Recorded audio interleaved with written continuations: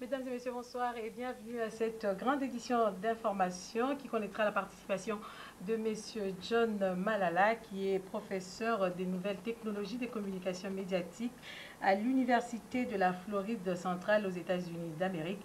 Il est également enseignant à la Faculté des sciences au département des communications, options radio et télévision. Avec lui, nous allons parler de la fondation qui porte son nom et dont il est le chairman international. Bonsoir, messieurs.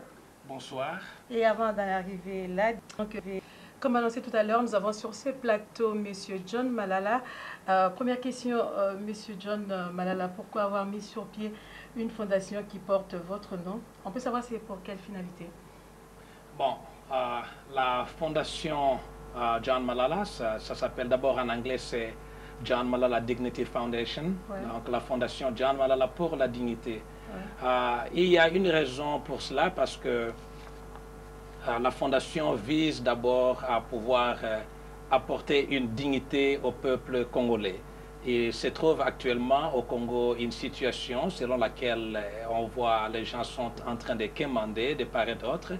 Et nous avons voulu cesser avec cette indignité. On commence à solliciter des fonds par-ci par-là, on crée des fondations par-ci par-là pour commencer à mendier et on se rend ridicule. Des fois, les gens doivent prendre certaines photos, ainsi de suite. Donc, ici, il s'agit d'une fondation qui va ramener au peuple congolais leur dignité humaine pour laquelle le Seigneur Dieu les a créés. Voilà, et vous visez plus l'Église en voulant lui faire un travail et dont l'État est appelé à exécuter dans ses prérogatives. Donc moi je me dis, l'État a son travail, l'Église aussi. Pourquoi avoir visé l'Église? Oui, vous savez, l'Église et l'État doivent travailler de concert. Il y a ici, l'Église contient une main-d'œuvre puissante, ça il faut reconnaître. Sachez qu'au sein de l'Église, aujourd'hui, on trouve beaucoup de jeunes gens, des jeunes filles qui ont terminé dans plusieurs domaines, notamment en agronomie, architecture, construction, ainsi de suite. Et la plupart de ces gens ne sont pas en train de travailler. Et quand ils ne travaillent pas, c'est la société entière qui souffre.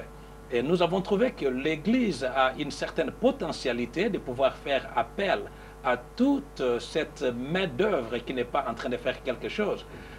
Dire que le travail que l'Église, je suis en train de demander à l'Église de faire, c'est le travail que l'État devrait faire, n'est pas nécessairement à 100% vrai.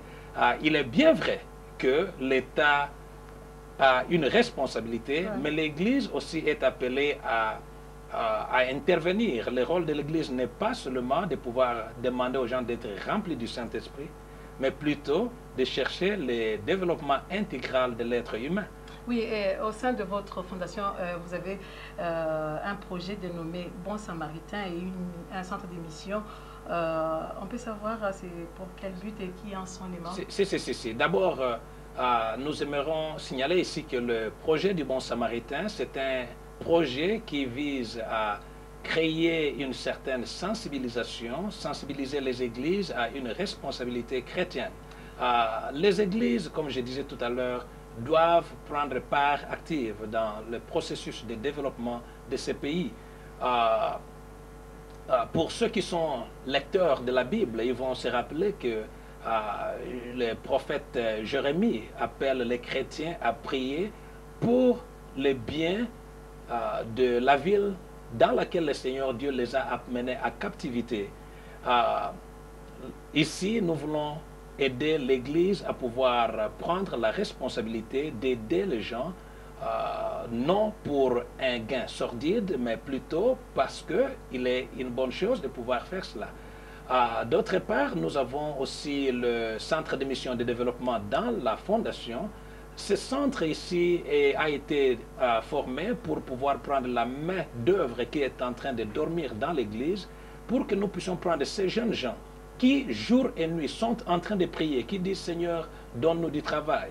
Et ils sont en train de dire que pendant 10 ans, 15 ans, 20 ans, ils n'ont pas trouvé du travail.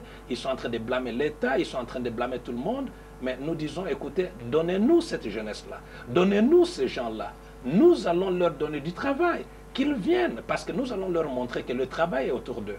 La plupart de ces gens, quand ils parlent du travail, Ils attendent que le travail leur tombe du ciel, alors qu'autour d'eux, il y a du travail. Ah, je vous donne, je parle un peu. Mais c'est difficile de convaincre tous ces mondes-là. Hein. Bon, pas nécessairement. En tout cas, le tout dépend de l'approche que l'on prend. Parce que vous vous rendez compte que beaucoup de choses que vous et moi ne pouvons pas dire aux gens, un pasteur de l'église peut leur dire.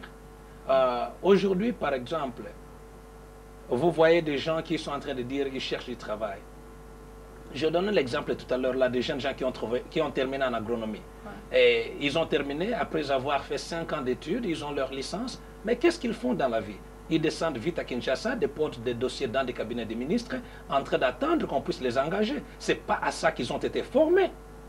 Et nous voulons que ces gens-là, au lieu de rester d'attendre qu'un ministre puisse les engager, qu'ils fassent le travail pour lequel ils ont été formés. Et nous allons les prendre, leur donner du travail. Donc, oui. C'est pour cela que nous sommes là. Oui, merci, professeur John Malala. Je vous garde encore le temps pour moi d'annoncer les autres nouvelles. Professeur John Malala, je reviens à vous. Une toute dernière question. En mettant en place votre fondation et ses structures, qu'est-ce que vous aurez en retour en termes de bénéfices, si ce n'est pas un secret? Bon, en termes de bénéfices, vous devez comprendre d'abord, c'est comme me poser la question de savoir qu'est-ce que vous aurez en retour quand vous donnez votre dîme à l'église. C'est justement ça. Il y a un bénéfice, mais qui n'est pas nécessairement pas ce que les gens attendent. Mais en tout cas, dans tout ceci, il y a un bénéfice. Il y a quand même, le bénéfice peut ne pas être nécessairement financier, mais il y a un bénéfice quand vous êtes en train de faire quelque chose pour aider les autres. Donc nous croyons qu'en mobilisant la jeunesse et la main-d'œuvre, leur donnant du travail au sein de l'Église, nous sommes en train d'aider à accomplir l'ordre suprême de Jésus-Christ, mais aussi ça nous aide nous-mêmes parce que il y a une certaine récompense qui n'est pas nécessairement celle que les hommes attendent. Les gens peuvent avoir beaucoup plus de... Je sais que pour une émission pareille, en fait, pour un journal pareil, on n'a pas peut-être assez de temps pour parler de ça, mais en tout cas, le synode urbain de l'Église du Christ au Congo, avec Monseigneur Nyamoké et puis le ministère du Campus pour Christ international et d'autres mouvements tels que Sangomalamu et autres, sont au courant. Nous sommes en train de collaborer et tous savent que vraiment dans tout ceci, il y a un bénéfice. Le bénéfice est premièrement spirituel, mais aussi matériel dans ce sens que beaucoup de mes propres frères, mes soeurs, mes cousins, mes cousines, mes amis et des gens que je connais pourront attraper du travail et nous sommes là pour le bien-être de tout le peuple congolais. Voilà, merci professeur John Malala d'avoir répondu à notre invitation.